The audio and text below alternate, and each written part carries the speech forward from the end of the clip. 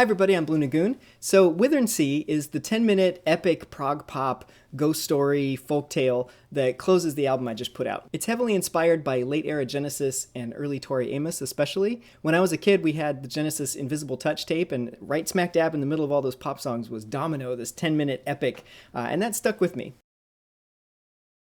So this song started life as an attempt to write a super uplifting song. The working title was Northern Lights, and I ended up using Aurora for a different song on the album. The chorus for Northern Lights was, in your eyes there was a spark, when I left you it went dark, and together we'll remember how to burn again. Like, it's supposed to be all like rah, rah, rah, happy, uplifting, it's the counter to all the depressing pandemic songs that I was writing at the time.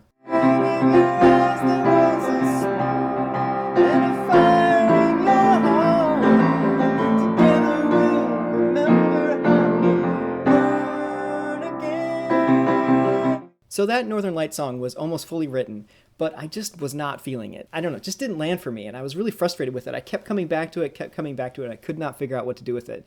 And finally, one day in my frustration, I just thought, okay, what if we just flip this on its head? Like, instead of the narrator wanting to reignite somebody's spark, what if they want it to go out?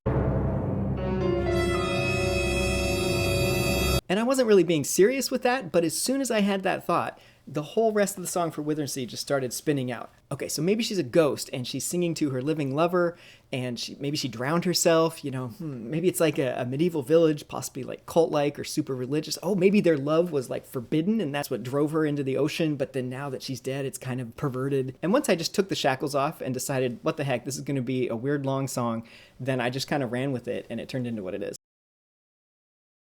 So because I was imagining this as sort of an alternate history, like medieval European village or something, I started looking at the coasts of Europe for place names. And from there I discovered the Selkie stories from northern Scotland and the Faroe Islands. Selkies were beings who could shapeshift between human and seal forms, and some of the stories involved like drowned people and revenge and stuff like that. The song was almost called Micladalur, and I'm probably saying that wrong, but it's a place in the Faroe Islands where there's this statue of a Selkie walking out of the sea, which is a really compelling, cool visual. But I decided not to go with that because I didn't want people to think I was directly referencing the Selkie story, because it doesn't quite fit. So I kept looking at coasts on maps and I found Withernsea, and I really liked the fact that it had wither in the title and it sounded just kind of vaguely interesting and creepy. Apologies to anybody in Withernsea, I mean no disrespect whatsoever, I just think it's kind of a cool name. So I have to give a shout out here to the singer of the song, Kristina Paulick. She sang my song The Pull of the Stars in 2021, and she sings this and another song on my album. This is the kind of song that needs somebody who can bring the drama, right? And Kristina can totally do that. It took us a long time to get together because of COVID and stuff, but I'm so glad that it eventually worked out to record this song with her because she nailed it.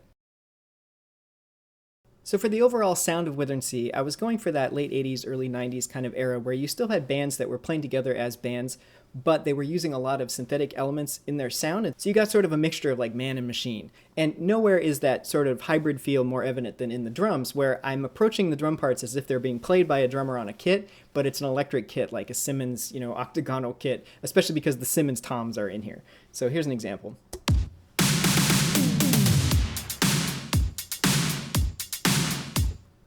The bass sound here is also a hybrid sound. We've got a mixture of a synth ARP bass that was heavily inspired by Jennifer Rush's song Wings of Desire, and a regular electric bass part. So here's the ARP bass, responsible for the higher frequencies, and then the lower frequencies is the electric bass. Put them together and you get this. So in this section, the bass is really more responsible for a rhythmic part than the big fat low end, and a lot of that big low end is coming from these low piano octaves. So again, I've got kind of a hybrid thing going on here where I have regular acoustic piano sound, but then it's layered with a synth piano to give it sort of that synthetic transient attack.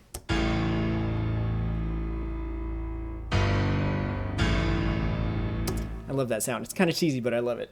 So because this song is a ghost story or a folk tale, I also wanted to have some acoustic elements in here too. So we've got like a low Irish whistle, accordion, acoustic guitar, a tin whistle, little things like that to just give it some flavor. So here in the verse, the two main mid-range instruments are electric guitar and accordion. And they're playing very similar parts panned out.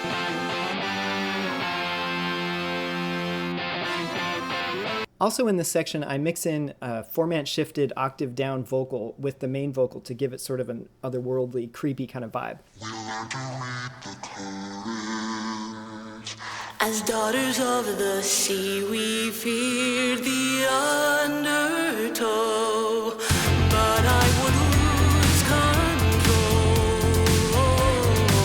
One of the things I really enjoyed about the song is it let me, flex my chops as a piano player a little bit, and I got to exercise my sort of Tori Amos style imitation piano playing. So in the chorus here, the piano moves from playing these low notes up to this higher bit.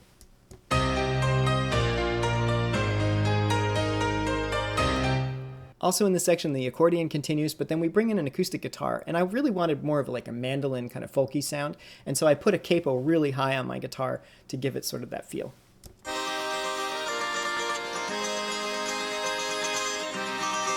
There's a little interlude between the chorus and the verse where we get some more piano theatrics, and I bring in a woman's choir.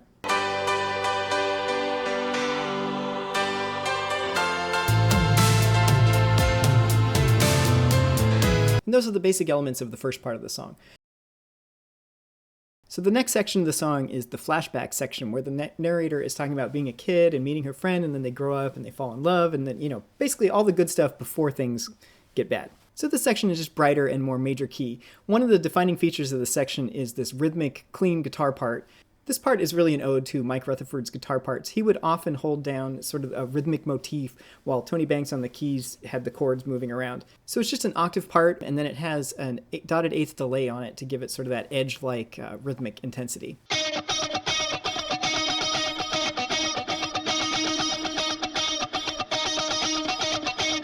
The synth pad and the bass are responsible for the chords in this section, and I really like, there's a Mixolydian chord in here that I really like the sound of. It just gives this section kind of an open feel.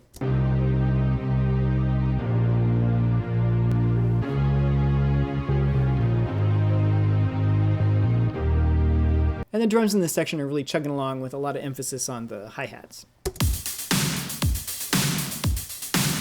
Later in the bridge, one of my favorite elements in the song comes in, and that's the tin whistle. I layer it first with a synthesizer and then later with the electric guitar solo. I just love the feel that it gives this part of the song.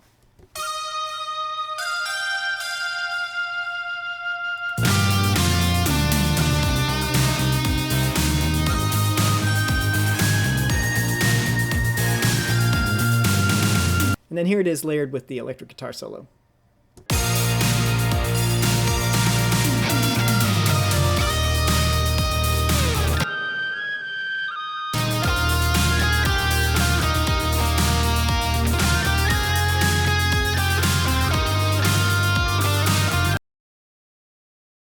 The next part of the song is where things get dark again, and this is a driving sort of rock section. One of the new elements here is this clean guitar part that's very much trying to be like a hair metal 80s type guitar.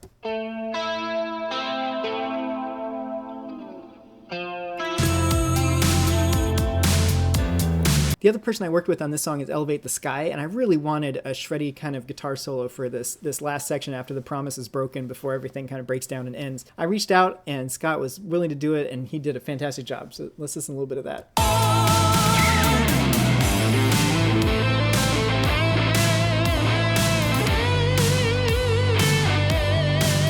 Later in the song, there are some big choir vocal parts, which are made up of many layers of Kristina and some of me mixed all together.